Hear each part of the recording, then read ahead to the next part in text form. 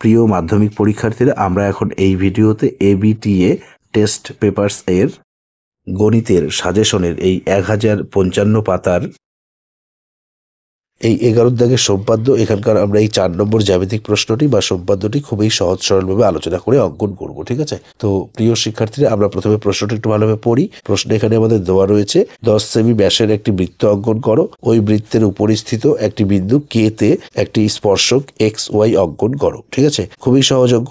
আমাদের 10 সেমি ব্যাস বিশিষ্ট প্রথমে একটি বৃত্ত অঙ্কন করতে বলা হয়েছে, তারপর সেই বৃত্তের উপরে আমাদের একটি কে বিন্দু দিতে বলা হয়েছে, তারপর সেই কে বিন্দুতে আমাদের একটি স্পর্শক এক্স ওয়াই অঙ্কন করতে বলা হয়েছে। ঠিক আছে, তোমরা মনোযোগ সহকারে দেখো, অবশ্যই তোমরা ভালোভাবে বুঝতে পারো। তো প্রিয় শিক্ষার্থীরা, আমরা তাহলে এই যে 4 নম্বর জ্যামিতিক প্রশ্নটি বা সম্পাদ্যটি অঙ্কন করি। ঠিক আছে, আমাদের এখানে প্রথমে 10 সেমি ব্যাস বিশিষ্ট একটি বৃত্ত অঙ্কন করতে বলা হয়েছে। তো আমরা এই যে খাতার পেজের মাঝে, ঠিক আছে, খাতার পেজের মাঝে এখানে আমরা একটি 10 সেমি প্রথমে সরলরেখা নেব। দেখো, এই যে শূন্যের বড় দাগ, এটি হচ্ছে মূল বিন্দু।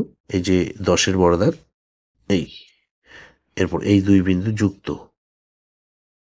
এই, আমরা এই যে এখানে নাম দেই এ আর এখানে নাম দেই কে। এরপর আমরা এই 10 সেমি সরলরেখাংশটিকে এখানে সমদ্বিখণ্ডিত করব। ঠিক আছে, বা সমান দুই ভাগে ভাগ করব।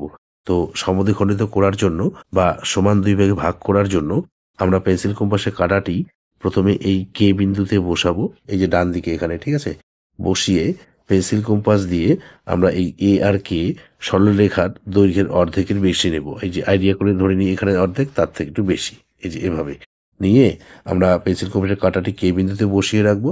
বসিয়ে রেখে উপরে একটি বৃত্তচাপ কাটবো এবং নিচে একটি বৃত্তচাপ কাটবো।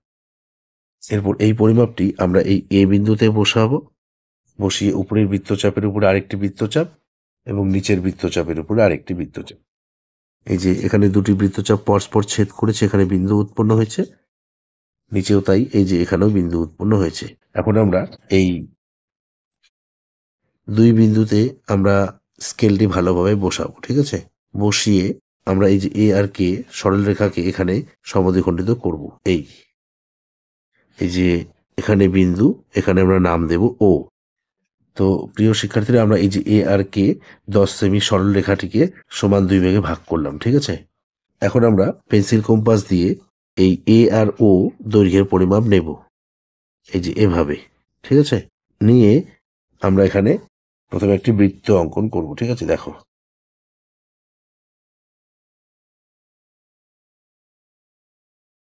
এই। তো প্রিয় শিক্ষার্থীরা, আমরা এই যে এ কে 10 সেমি ব্যাস বিশিষ্ট বৃত্তটি অঙ্কন করলাম। ঠিক আছে, এখন আমরা এই বৃত্তের উপরে স্থিত এই কে বিন্দুতে এখানে আমরা একটি স্পর্শক এক্স ওয়াই অঙ্কন করব। ঠিক আছে, তো দেখো, আমরা এই যে পেন্সিল কম্পাস দিয়ে এই যেভাবে যে কোনো একটি পরিমাপ চিকন করে নেব। ঠিক আছে, নিয়ে আমরা এই কে বিন্দুতে বসাবো পেন্সিল কম্পাসের কাঁটাটি। ঠিক আছে, বসিয়ে আমরা এখানে একটি অর্ধবৃত্তাকার চাপ নেব প্রথমে, এই। এরপর এই পরিমাপটি আমরা এই যে এখানে বসাবো, এই যে এখানে বিন্দু উৎপন্ন হয়েছে, এখানে বসাবো। ঠিক আছে, এখানে বসিয়ে এই যে এখানে একটি বৃত্তচাপ কেটে নেব। এরপর এই পরিমাপটি আমরা এই যে এখানে বসাবো। ঠিক আছে, এখানে এখানে বিন্দু উৎপন্ন হয়েছে, এখানে বসাবো। বসিয়ে এখানে আর একটি বৃত্তচাপ একটু বড় করে কেটে নেব, এই। এরপর এই পরিমাপটি আমরা এই যে এখানে বিন্দু পেলাম, এখানে বসাবো। বসিয়ে উপরের বৃত্তচাপের উপরে এখানে আমরা কেটে নেব, এই।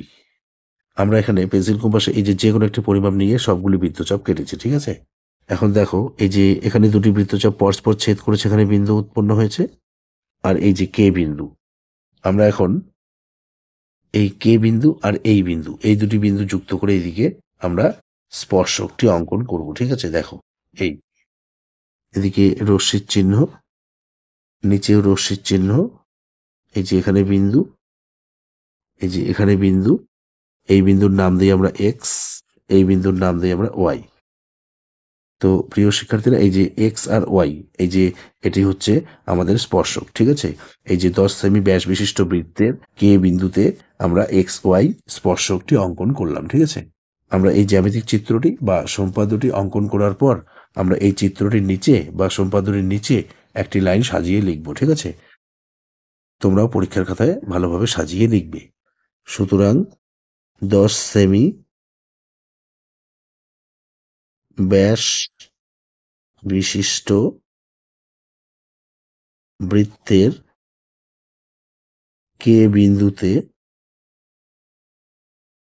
XY স্পর্শক অঙ্কন করা হলো।